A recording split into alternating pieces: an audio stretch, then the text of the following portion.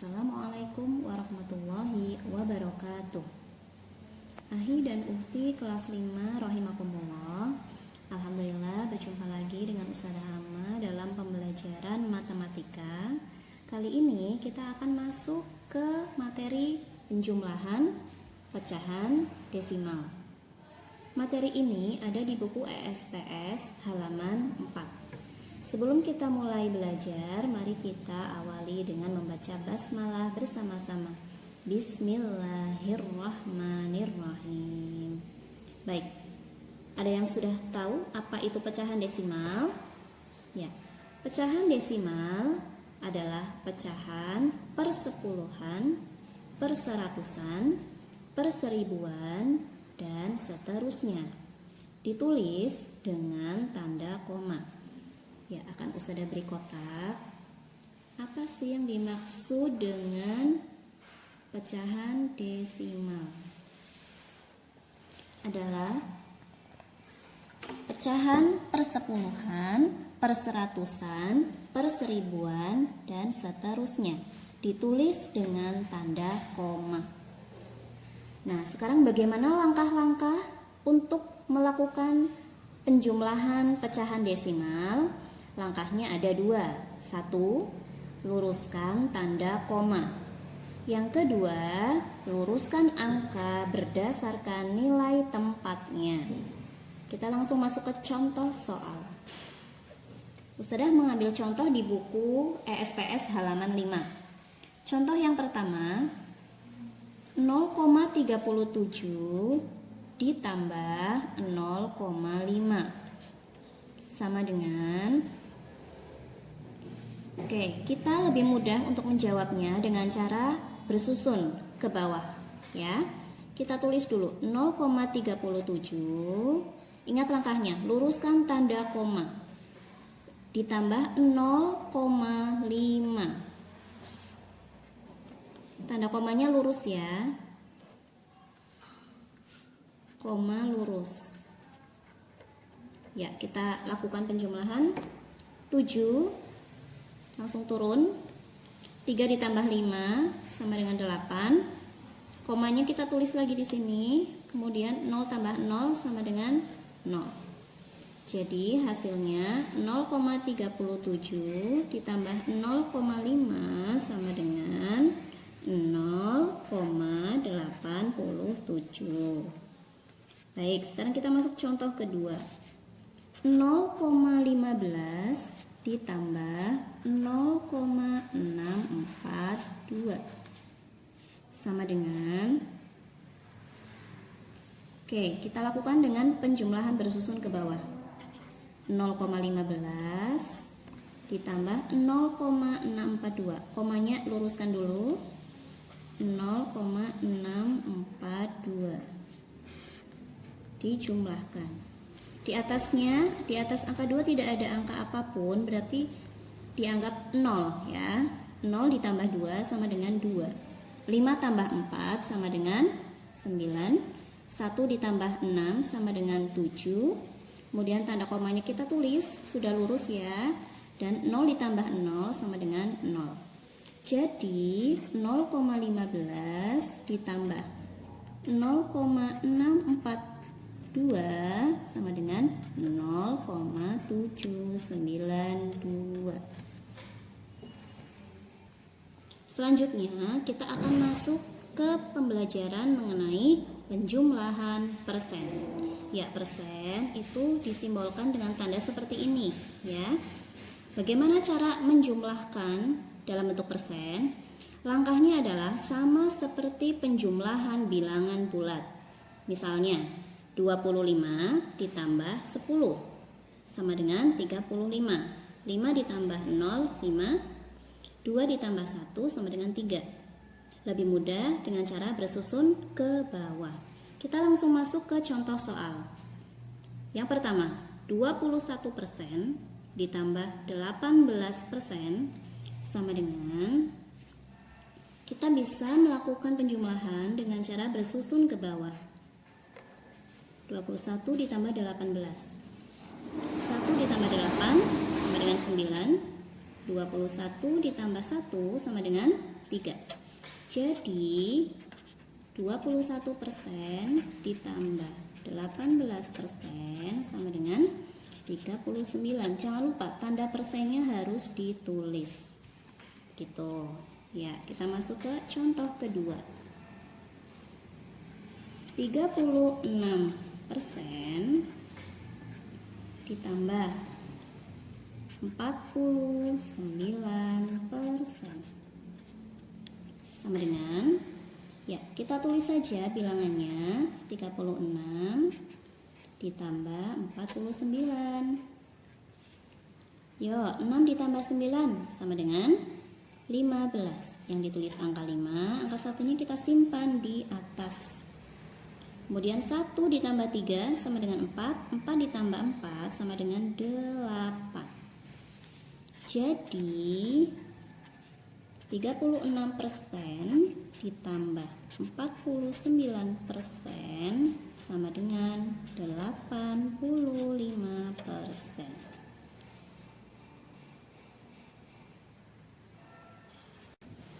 Baik anak-anak, selanjutnya kita akan masuk ke materi pengurangan pecahan desimal. Materi ini ada di buku ESPS halaman 7. Silakan kalian juga menggunakan buku ESPS ya. Kalian buka dan dipelajari. Baik, bagaimana untuk mengerjakan soal pengurangan pecahan desimal? Langkahnya sama seperti penjumlahan pecahan desimal. Langkah pertama, luruskan tanda koma. Yang kedua, luruskan angka berdasarkan nilai tempatnya. Oke, sekarang kita langsung masuk ke contoh soal. Nomor 1.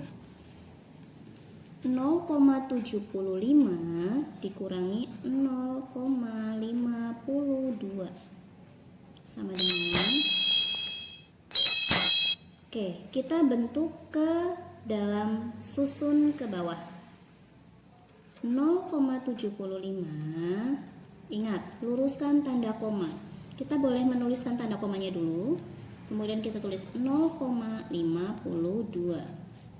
Nah, dikurangi 5 dikurangi 2 sama dengan 3. 7 dikurangi 5 sama dengan 2. 0 dikurangi 0 sama dengan, oh iya, komanya kita tulis dulu. Nah, baru 0 dikurangi 0 sama dengan 0. Jadi 0,75 dikurangi 0,52 sama dengan 0,23. Baik, kita masuk ke contoh nomor 2. 0,8 dikurangi 0,25. Kita lihat, di sini ada dua angka, di mana angka di belakang koma ada 1, yaitu angka 8, sedangkan di pecahan desimal yang sebelah sini ada 0,25. Di belakang koma ada dua angka. Ini harus lebih teliti lagi dalam menghitungnya. Yuk kita hitung bersama-sama. Kita tulis 0,8, kemudian kita luruskan tanda komanya. Koma, kita tulis 0,25. Nah, di sini tidak ada angka, ya, tidak ada angka setelah 8. Maka boleh kita tambahkan angka 0 agar mudah menghitung. Karena sebetulnya di belakang angka 8 ini ada angka 0-nya, tapi tidak dituliskan, ya. Seperti ini, kita tambahkan angka 0 untuk mudah dalam menghitung. 0 dikurangi 5, kita meminjam 1 dari angka di depannya, pinjam. Jadi 10 ya, jadi ini 10. 10 dikurangi 5 sama dengan 5. Sudah dipinjam 1, berarti tinggal 7. 7 dikurangi 2 sama dengan 5. Komanya ditulis, 0 dikurangi 0 sama dengan 0. Oke anak-anak, bagaimana? Sudah paham dengan penjelasan Ustazah? Apakah terasa lebih sulit? Baik, akan Ustazah ulang satu kali lagi. 0,8 dikurangi 0,25. Komanya kita tulis dulu yang lurus. Nah, kemudian ditulis 0,25.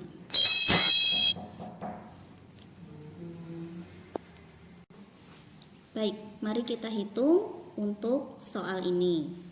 Baik, apabila setelah kalian bentuk ke dalam susun ke bawah, kita lihat dulu angka di belakang tanda koma. Angka di belakang tanda koma di sini ada satu angka yaitu 8. Sedangkan yang ini di belakang koma ada dua angka yaitu angka 2 dan 5. Nah, dalam pengurangan pecahan desimal tidak boleh seperti ini, tapi harus ditambahkan angka 0 agar jumlah angka di belakang tanda koma itu sama. Jadi yang 0,8 kita tambahkan 0 di belakang. Yuk kita mulai mengerjakan soal ini. Oke, 0 dikurangi 5. Maka ini kita jadikan sebagai 10, maka pinjam satu angka dari angka di depannya, yaitu angka 8, kita pinjam 1. Jadi 10 dikurangi 5 sama dengan 5. Angka 8 sudah dipinjam 1 oleh 0 ini tadi. Jadi ini tinggal 7. 7 dikurangi 2 sama dengan 5. Koma, tanda koma kita tulis kembali lurus. Kemudian 0 dikurangi 0 sama dengan 0. Jadi 0,8 dikurangi 0,25 sama dengan 0,55. Bagaimana? Mudah kan untuk menghitungnya? Nah, di sini Ustadzah punya kunci agar kalian mudah dalam memahami pengurangan pecahan desimal. Apa kuncinya? Ini kunci yang harus kalian pegang erat-erat dalam mengerjakan soal pengurangan pecahan desimal, yaitu banyaknya angka di belakang tanda koma harus sama. Ya, Ustadzah beri kotak agar kalian mudah mengingatnya. Kuncinya adalah banyaknya angka di belakang tanda koma harus sama. Seperti ini ya. Di belakang tanda koma ada 2 angka, di belakang tanda koma ada 2 angka. Jadi kalau sudah sama, bisa kita operasikan untuk pengurangannya. Begitu. Baik anak-anak, kita akan memasuki contoh lain dalam menghitung pengurangan pecahan desimal. Ustadzah kasih angka yang lebih bervariasi ya. Contoh ketiga, 7,03 dikurangi 3,425 sama dengan, ya, kita bentuk ke dalam bentuk susun ke bawah. 7,03, ya, komanya dulu yang kita tulis 3,425. Lurus ya, angka-angkanya ditulis dengan lurus. Kemudian kita kurangi. Nah, ingat kuncinya, banyaknya angka di belakang tanda koma harus sama. Baik, mari kita lihat 7,03. Di belakang tanda koma ada 2 angka, yaitu angka 0 dan 3. Sedangkan 3,425 di belakang tanda koma ada 3 angka, angka 4, 2, dan 5. Lalu langkahnya seperti apa sebelum kita mulai menghitung? Tidak boleh langsung menurunkan angka 5 seperti ini ya, tapi kita beri dulu tanda atau kita beri dulu angka 0 di belakangnya. Jadi jumlah atau banyaknya angka di belakang tanda koma sudah sama-sama 3 angka ya. Baik, kalau sudah seperti ini, mari kita menghitung. 0 dikurangi 5, pinjam dulu angka di depannya, pinjam 1. Jadi 10 dikurangi 5 sama dengan 5. Angka 3 sudah dipinjam 1, tinggal 2. 2 dikurangi 2 sama dengan 0. 0 dikurangi 4. Kita pinjam lagi biar supaya menjadi 10. 10 dikurangi 4 sama dengan 6. Angka 7 tadi sudah dipinjam 1, berarti tinggal 6. 6 dikurangi 3 sama dengan 3. Jadi 7,03 dikurangi 3,425 sama dengan 3,605. Baik anak-anak, kita akan lanjut ke materi pengurangan persen. Ingat ya, persen itu tandanya seperti ini. Kalian harus mengingatnya dengan baik.